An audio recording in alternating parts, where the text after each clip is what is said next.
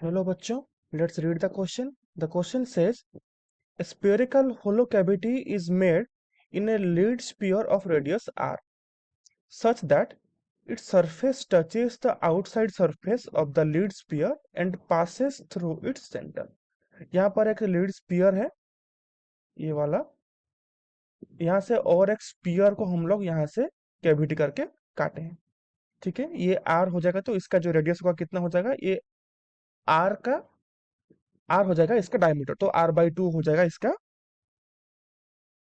Radius. ठीक है, the mass of the sphere before the hollowing was m, with what gravitational force will the hollowed out be lead sphere attract a small piece of mass m which lies at a distance d from the center of the lead sphere on the straight line connecting the centers of the sphere such that the hollow if d is equal to 2r।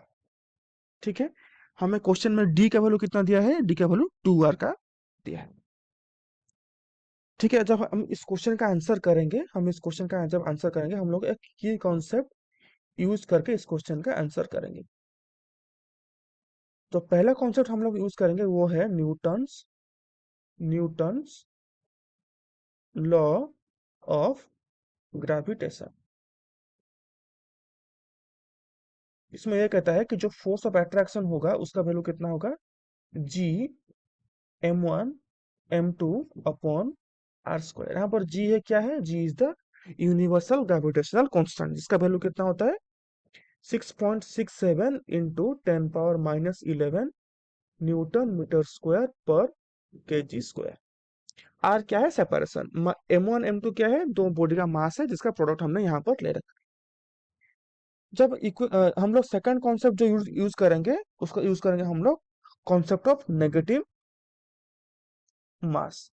Concept of negative mass में ये कहता है कि अगर total mass sphere का m है, ठीक है, अगर उसमें हम रिमूव मास अगर मानते हैं जो कि m डैश है, तो m डैश जो होगा वो होगा किससे, वो होगा नेगेटिव मास।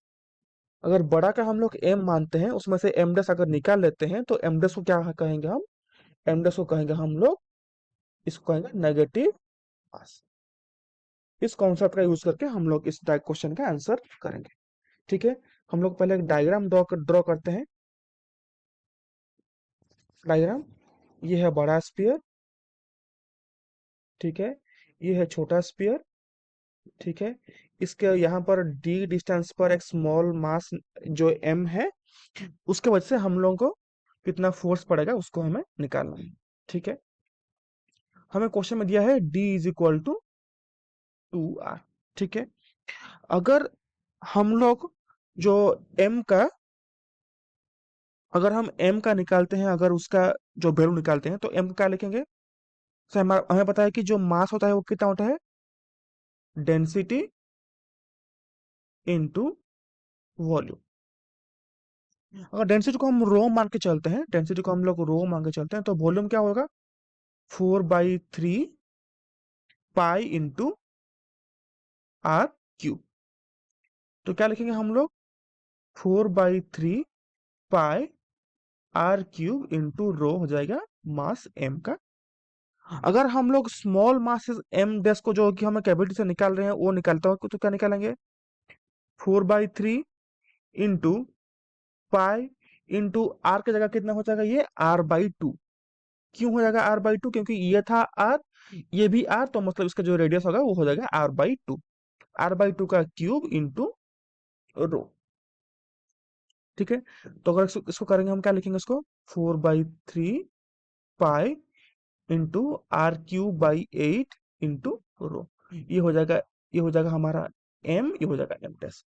अभी हम लोग m डैश बाई m करते हैं। ठीक है, हम लोग क्या करेंगे, m डैश बाई m करेंगे, तो क्या लिखेंगे हम लोग, m डैश बाई m, तो क्या लिखेंगे, 4/3 पाई r³/8 into rho divided by 4/3 pi r³ into rho.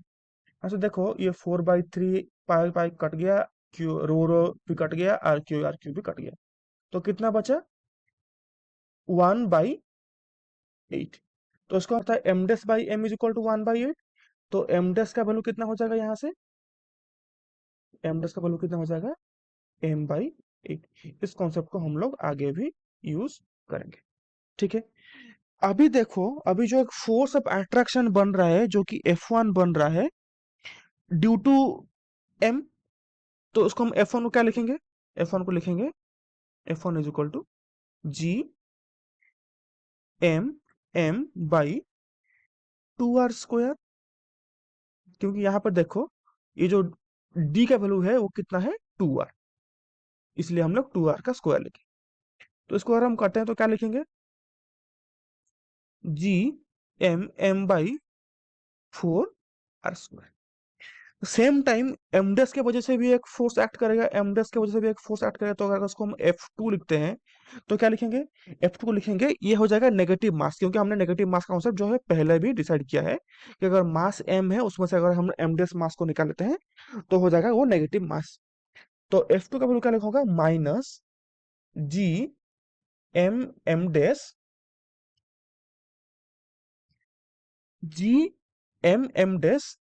By 3/2r का होल स्क्वायर। क्योंकि देखो यहां से था d मतलब 2r, 2r में से यहां से r/2 गया, तो क्या लिखेंगे, 2r-r/, तो ये कितना हो जाएगा, 4r-r, 3r/2। हम लोग यहां से भी तो मेजर कर रहे हैं ना, यहां से मेजर करके तो 3r/2 आएगा।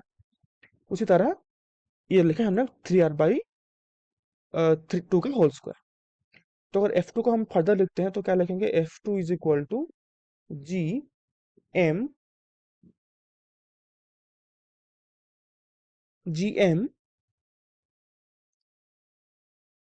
By into Gm into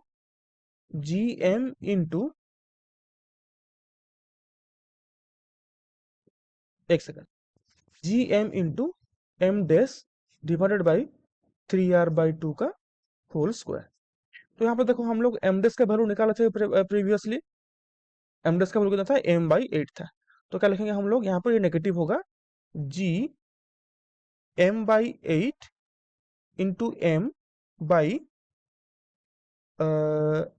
9/4 into r²। ठीक है। अगर हम लोग एफ नेट का बात करते हैं तो एफ नेट कितना हो जाएगा, F1 प्लस F2। तो F1 का वैल्यू कितना है, F1 का वैल्यू है Gmm/4r², Gmm/4r² माइनस ये कितना हो जाएगा, Gmm/8 इंटू 9/4r²। तो इसको हम क्या लिखेंगे हम लोग इसको ऐसे लिख सकते हैं,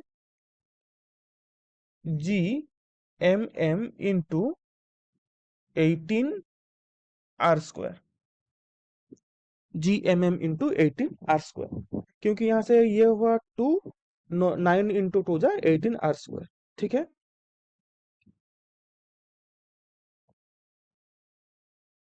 तो इसको अगर हम करेंगे तो क्या लिखेंगे, इसको राइटली लिखते हैं, Gmm इंटू 18r²। तो क्या होगा इसमें, 36r², 9 Gmm अगर 9 को लिखते हैं, Gmm को बाहर ले आते हैं, 9 - 2, तो ये कितना हो जाएगा, 7G, 9 - 2 7 Gmm/36r², Gmm/36r², ये हो जाएगा हमारा एफ नेट। देखो क्वेश्चन में पूछ रहा है कि क्या होगा, the with what gravitational force, तो हमें ग्रेविटेशनल फोर्स निकला था जो कि एफ नेट का है। तो एफ नेट का वैल्यू कितना हो जाएगा, 7 Gmm/36r²। अगर ऑप्शन चेक करते हैं हम लोग तो ऑप्शन नंबर बी ये वाला हमारा सही आंसर बैठता है। तो I hope you understood it well. All the best for exam.